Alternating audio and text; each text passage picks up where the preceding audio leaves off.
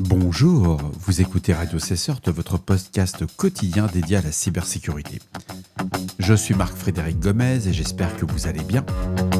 Nous sommes le dimanche 15 mars 2026, épisode 598. Et aujourd'hui, on va traiter un sujet qui a été suggéré par Cédric, auditeur du podcast. Merci à lui. Un épisode spécial sur les certificats TLS publics, le protocole ACME, la réduction de la durée de vie des certificats et la préparation au poste quantique. 3 sujets liés, un seul épisode, et c'est parti.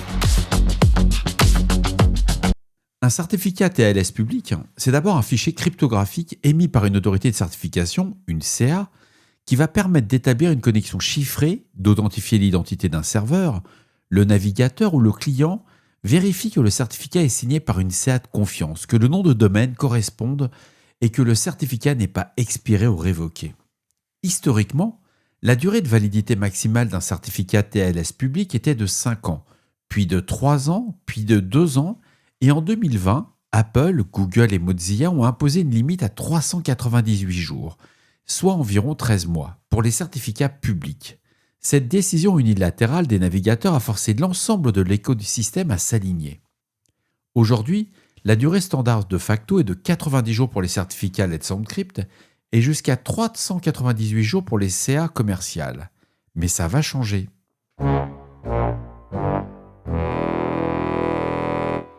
Le CA Browser Forum, qui regroupe les autorités de certification et les éditeurs de navigateurs, a voté en 2024 une réduction progressive de la durée maximale de validité des certificats TLS publics. Le calendrier adopté est le suivant. En mars 2026, la durée maximale sera réduite à 200 jours. En mars 2027, réduite à 100 jours. Et en mars 2029, réduite à 47 jours avec une période de réutilisation des données de validation DCV réduite à 10 jours.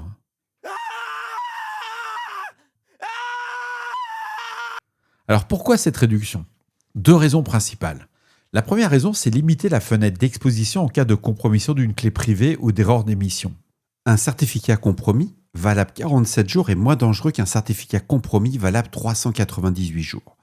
La deuxième raison, c'est accélérer l'adoption de l'agilité cryptographique. La capacité à renouveler et remplacer les certificats rapidement, c'est précisément ce dont on aura besoin pour la migration post-quantique. La conséquence directe pour les équipes, avec des certificats valables 47 jours, le renouvellement manuel devient structurellement impossible à l'échelle. Il faut automatiser. Et c'est là qu'intervient ACME. Alors ACME, c'est pour Automatic Certificate Management Environment. C'est un protocole standardisé par l'IETF dans la RFC 8555. Il a été initialement développé par l'Internet Security Research Group pour Let's Encrypt, et il est devenu le standard d'automatisation de l'émission et du renouvellement des certificats TLS publics. Le fonctionnement est le suivant. Un client ACME s'authentifie auprès d'une CA compatible, ACME en prouvant qu'il contrôle le domaine et pour lequel il demande un certificat, et cette preuve s'effectue via des challenges. Il y a du HTTP 01 qui consiste à placer un fichier à une URL spécifique sur le serveur web, le DNS 01 qui consiste à créer un enregistrement DNS TXT spécifique, ou le TLS ALPN 01 qui utilise une extension TLS pour la validation. Une fois celle-ci validée, la CA émet un certificat automatiquement, le client le renouvelle avant une expiration selon une fréquence configurable, et les implémentations client ACME disponibles en production aujourd'hui, il y a la plus connue qui est Certbot, le client de référence de Let's Encrypt open source qui supporte Apache, Nginx, ainsi que les systèmes standalone. Il y a acme.sh, c'est un script shell léger très utilisé en environnement Linux et Unix. Il y a le WinACME, ce qu'on appelle le WACS, WACS, qui est un client Windows natif intégré à 2IS. Il y a Kadi, un serveur web avec la gestion ACME native intégrée. CertManager, une solution Kubernetes pour la gestion automatisée des certificats en environnement containerisé. Il y a Vault de HashiCorp, c'est une gestion centralisée avec l'émission ACME via des PKI Secret Engine. Les CA commerciales compatibles ACME incluent désormais DigiCert, Sectigo, GlobalSign et Ntrust, en plus de Let's Encrypt et Zero SSL. Pour les équipes opérationnelles, la priorité est d'auditer l'inventaire de certificats existants, d'identifier les certificats gérés manuellement et de planifier la migration vers un client ACME ou une plateforme CLM Certificate Lifecycle Management, avant le mois de mars 2026. Ils sont vraiment optimistes parfois.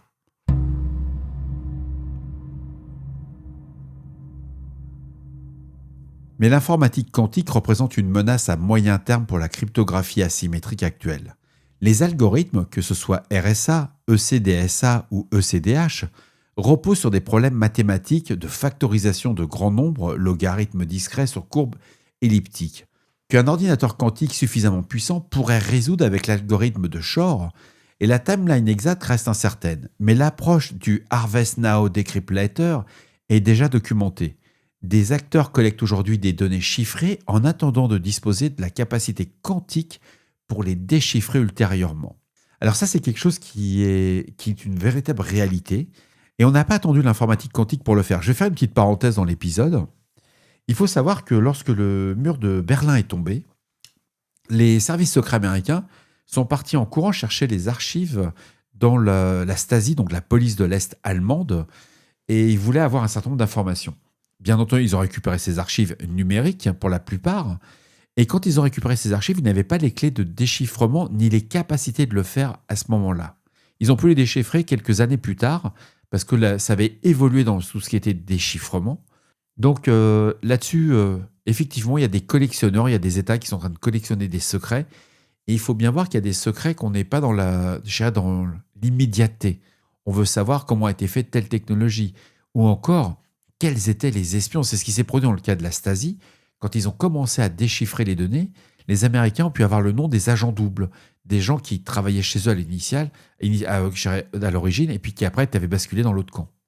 Bref, revenons à notre épisode. Donc en réponse, le NIST a finalisé en août 2024 les premiers standards de cryptographie post-quantique. On a le ML-KEM, K-E-M, c'est le FIPS 203, anciennement le Crystal Kyber, algorithme d'encapsulation clé remplaçant le Diffie-Hellman ou le CDH.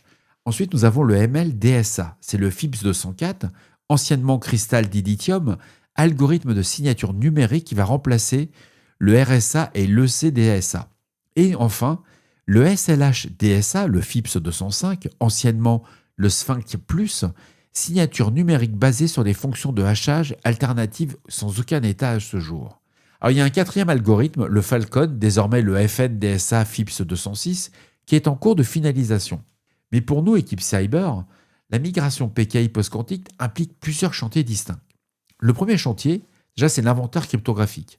Identifier tous les usages de RSA, ECDSA dans l'infrastructure, tous les certificats TLS, SSH, signature de code, VPN, authentification. Déjà, c'est énorme comme boulot. Le deuxième chantier, ça va être l'agilité cryptographique. C'est de mettre en place la capacité à remplacer un algorithme sans refonte architecturale. C'est un prérequis à toute migration. Troisième chantier, les certificats hybrides. Les certifications d'autorité, les CA, commencent à émettre des certificats hybrides combinant un algorithme classique et un algorithme post-quantique dans le même certificat pour maintenir la compatibilité pendant la période de transition. Le quatrième chantier, c'est la mise à jour des bibliothèques OpenSSL 3.x, Boring SSL, libOQS de l'Open Quantum Safe Project qui fournissent déjà des implémentations expérimentales ou en production des algorithmes NIST PQC. Alors l'horizon opérationnel, c'est que les administrations américaines ont reçu de la NSA et de la CISA des directives pour migrer vers les algorithmes NIST PQC d'ici 2030. En France, la NSSI a publié des recommandations de transition dans son guide de migration post-quantique, mais l'urgence elle est réelle. Pour les systèmes à longue durée de vie, les infrastructures critiques, les PKI internes et tous les équipements industriels. Alors si je devrais synthétiser les actions prioritaires par domaine, sur les certificats TLS publics et ACME, déployer un client ACME en production avant mars 2026, c'est chaud, il reste 15 jours. Automatiser le renouvellement sur 100% des certificats publics exposés, mettre en place une supervision de l'expiration via des outils tels que Zabbix, Prometheus, Blackbox Exporter ou une plateforme CLM dédiée comme Venafi ou AppViewX. Ça déjà quelque part, si vous ne l'avez pas, vous êtes un petit peu à la bourre, surtout pour un grand compte, quoi. Sur la réduction des durées de vie, auditez dès maintenant l'inventaire complet des certificats, identifier les processus manuels de renouvellement et les éliminer. Les certificats internes émis par des PKI privés ne sont pas concernés par les décisions du CA Browser Forum. Mais la cohérence des pratiques recommande d'aligner les durées de vie. Sur le post-quantique, constituer un inventaire cryptographique commencé par les systèmes à longue durée de vie et les données à haute valeur ajoutée. Suivre les publications de l'ANSSI et du NIST et tester les implémentations LibBox dans des environnements de pré-production, la migration ne se fera pas en un trimestre. Les organisations qui commencent maintenant auront un avantage opérationnel significatif. C'est vraiment la base. Commencez déjà par ce qui est exposé. Vous prenez un serveur, vous faites des tests, vous voyez ce qui se passe en pré-production. Et une fois que vous êtes d'accord avec le métier, commencez à vous dire, OK, on va commencer à déployer du serveur et des certificats avec cette fameuse dual compatibility. Mais c'est vraiment quelque chose à se prendre à l'avance. Ne sous-estimez pas la charge de travail. Bon, si vous avez un site web et 2 certificats TLS, le sujet ne devrait pas trop se poser. Mais pour les vraies boîtes, celles qui font vraiment beaucoup de digital, ça va être un peu plus compliqué. Ou comme dirait mon ami Hervé Schauer, celles qui font du numérique, parce que le digital, c'est quand même quelque chose qui est lié à son doigt. C'est dimanche, j'avais promis de rester sérieux. Voilà, pour cet épisode, merci encore à Cédric pour la suggestion. Les sources et références seront disponibles dans la description associée à celui-ci. N'hésitez pas à me faire vos retours, vous voyez, ça marche. C'est hyper important sur le répondeur de Radio Cessort au 07 68 72 20 09 et par email sur radiocessort@gmail.com. Si vous êtes une nouvelle auditrice ou un nouvel éditeur, n'hésitez pas à vous abonner au podcast de Radio Cessort. D'ici là, on ne réfléchit pas, on patch. Bon, j'espère que vous avez été voté quand même, parce que mine de rien, c'était le premier tour. Prenez soin de vous, il a fait super beau. Moi, je vous cache pas, j'ai été faire de la moto. C'était juste une tuerie. Le problème qu'il y a, c'est que là, il y a les floraisons, il y a toutes les pollens, toutes les allergies. Mais c'est pas grave, c'était trop bon, quoi. À demain pour un nouvel épisode.